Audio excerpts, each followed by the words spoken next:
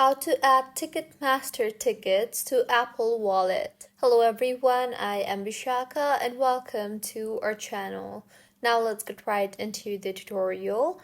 Firstly, go ahead and launch the Ticketmaster application on your iPhone. Further, ensure that you are logged into your Ticketmaster account. Now, go to My Events or Orders tab and to find the tickets you want to add.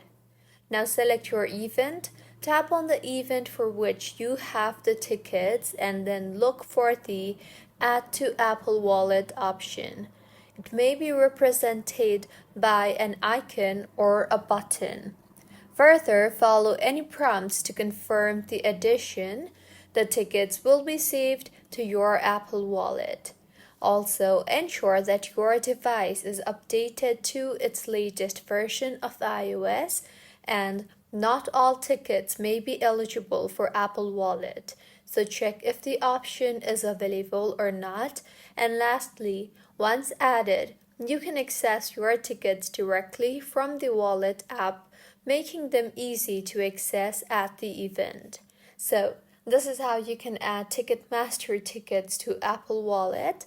If you find this tutorial helpful, please like the video and do subscribe to our channel for more contents like this.